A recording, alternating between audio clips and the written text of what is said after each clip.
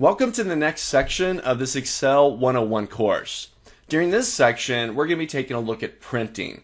Now, printing may not seem like a big deal to you, file, print, or a single button press, but there are several options that we can get into to really make our document more presentable with print setup options. So let's take a look at first how you can get into print preview and see what your document looks like right now by default before we touch any of the options. Let's see what it looks like.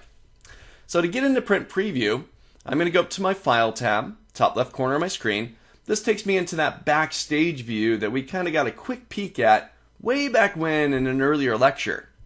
Now I'm going to go down to print. In 2013 as well as 2010 and 2016, the latest release, print preview is built right into the backstage view.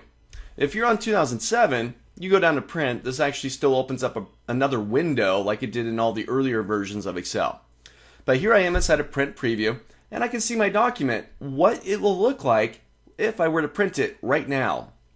And I can identify several things that I'd like to fix about this document. Right now it's pretty small. My document's in portrait mode, so maybe I want to think about changing the orientation of this page to be able to get my document larger, because it's kind of wider than it is tall, right? So by flipping the page, putting it on its side, I have some wider space that I can start to work with. Let's see, the margins. Maybe I want to start messing around with the margins and make those wider. I want to add a header footer to this page.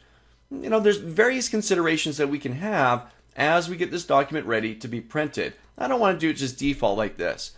Maybe I want to put the spreadsheet on its own page and the chart on its own page. Make them nice and big and isolate the two bits of information on their respective pages. So we're going to take a look at these features and many more within our print setup options. So get ready. Let's take a look at these options.